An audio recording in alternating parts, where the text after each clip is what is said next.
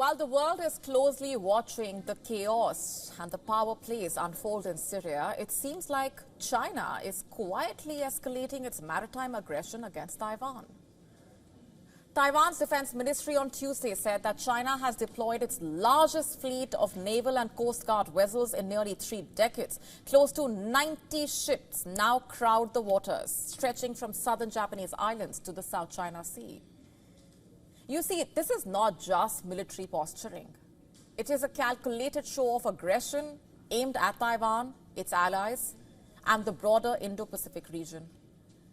China's naval operations are reportedly sending out a clear signal that Taiwan can be isolated and American allies like Japan and the Philippines can be blocked from coming to its defense. Lieutenant General Hesse Ji-sheng, a senior official in Taiwan's Ministry of Defense, told reporters in the capital Taipei on Tuesday that China has extended the military strength outward.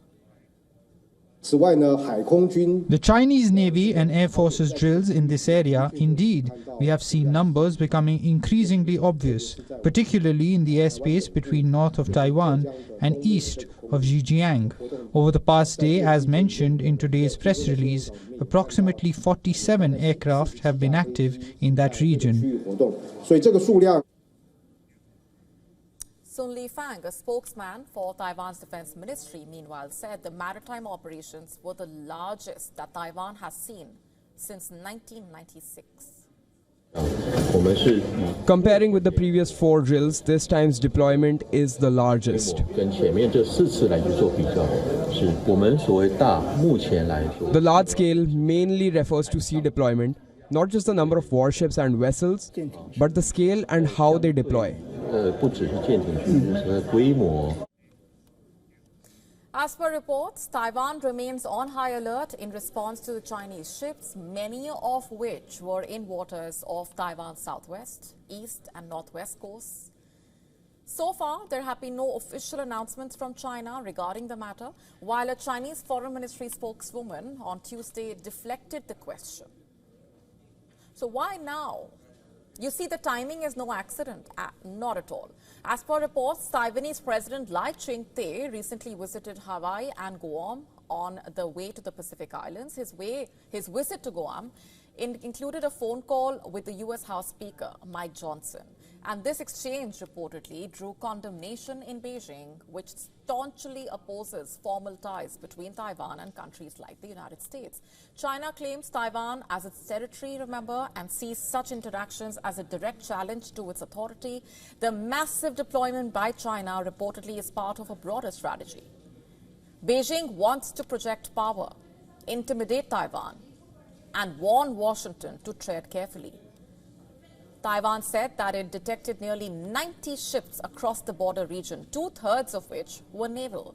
While officials from the defense ministry said that they had also detected 47 Chinese warplanes and 12 Chinese naval ships close to the island. For how long has this operation been in the making? Taiwanese officials estimate that China spent over 2 months amassing the ships and personnel for this mission. And you see, this is not the first time China has ramped up military pressure on Taiwan. In fact, it is becoming routine. Since President Lai's inauguration in May, China has staged 2 major military exercises around the island. These war games simulate an encirclement of Taiwan, a rehearsal for an actual blockade or invasion in a way. But this latest operation stands out for its sheer scale.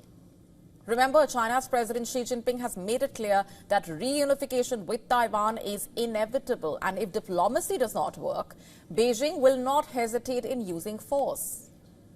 So this is not just political rhetoric. China's actions are perhaps a roadmap for further action, a precursor to something far more sinister.